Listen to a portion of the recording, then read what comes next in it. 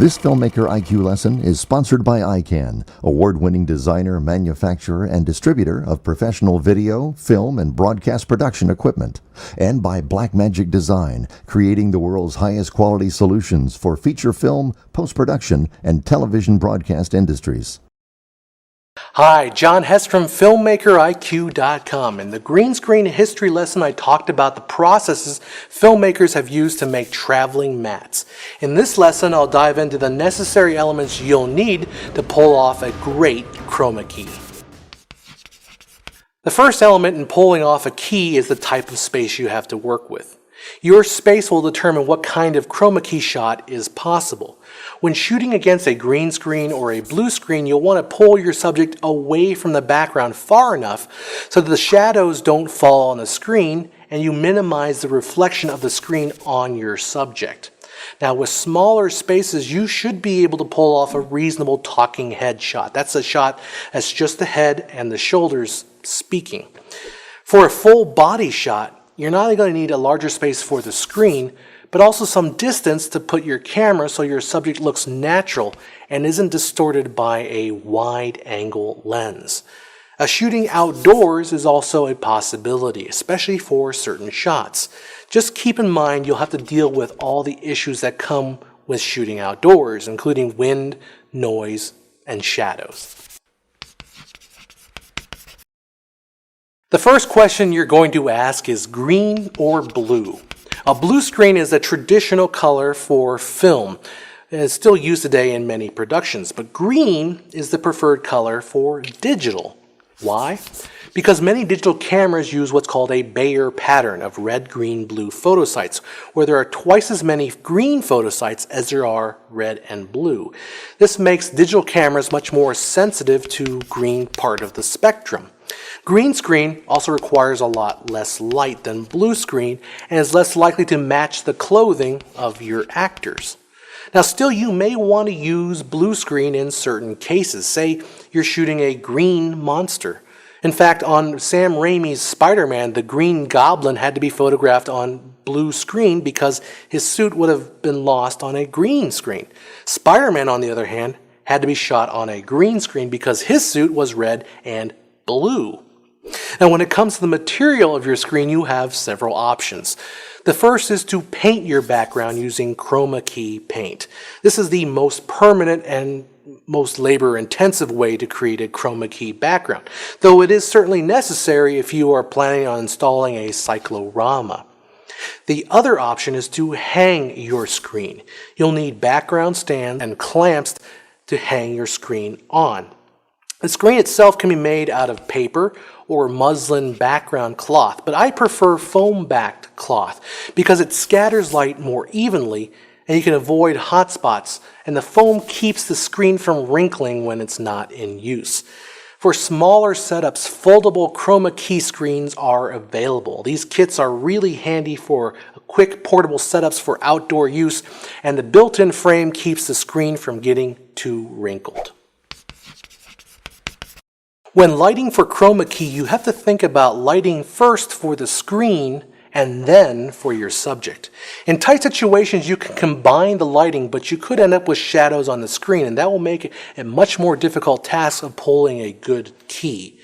Start by focusing on getting clean and even lighting on your screen without your subject. Here I'm using two ICANN IDMX 1500B dual color fixtures, part of the ICANN 5-piece dual color chroma key kit. These are hung in front of the screen using a truss system. These are awesome LED lights that put out a lot of soft, even lighting, which is an absolute must for properly lighting a green screen. Now, if you're an avid DIYer, you may try to use long fluorescent tubes to light the screen. Another DIY option is the Hollywood strip lighting fixture. This is one I found on a street curb being thrown out, and it made for a nice shadowless green screen light.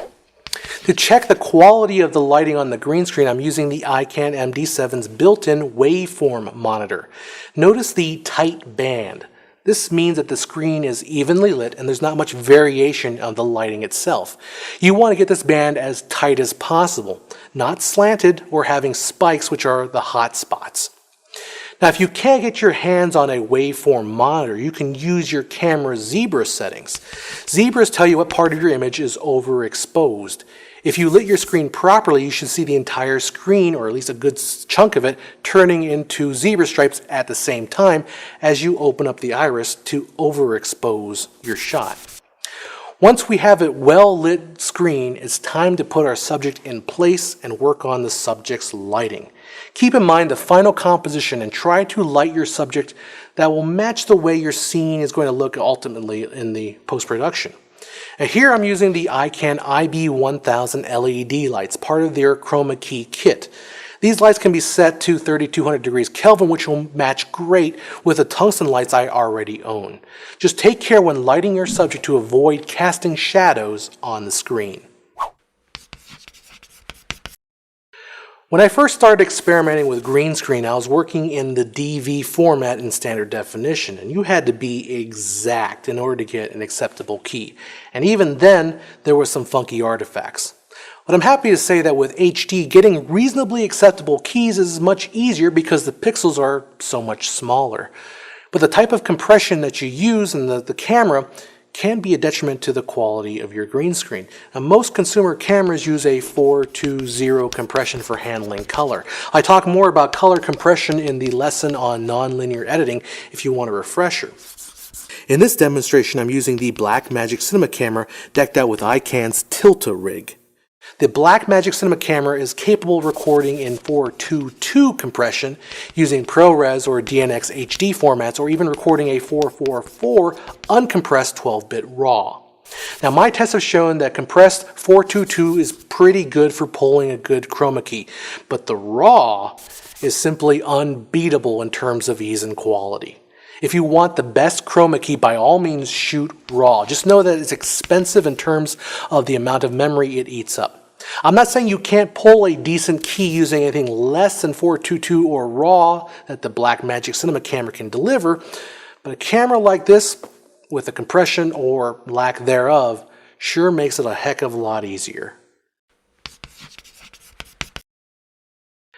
Most basic keyers you find inside NLEs behave like hardware chroma keyers in that you'll most likely be totally let down by the results. But there are a lot of professional keying software solutions available out there that can help you pull a pretty good key even out of so-so footage.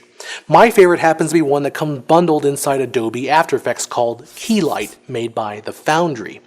This plugin is incredibly robust with all kinds of features like matte choking, spill removal, despotting, and even masks that help you fix little chroma key mistakes here and there. Plus, After Effects is just a good platform to be working in when you're doing your compositing. Keylight is also available for purchase for other editing platforms.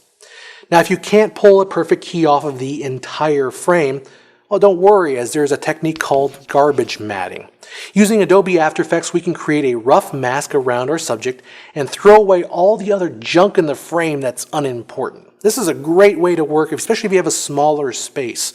Just make sure that your subject doesn't cross into the garbage mat. Once you have a good clean key, it's a matter of compositing the subject onto your background plate, adjusting the colors to match, and compositing foreground elements to really sell the effect.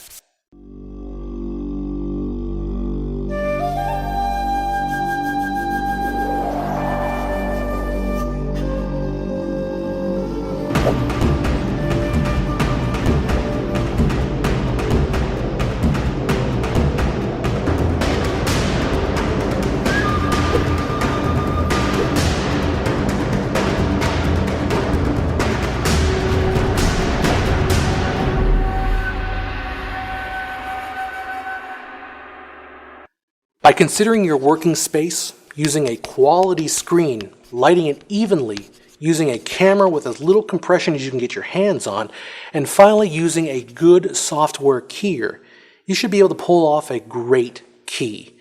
Good chroma keying is a skill, and it takes a little bit of practice, but the reward for your patience and your experimentation can be quite liberating. It'll be another tool for you to use in your quest to make something great.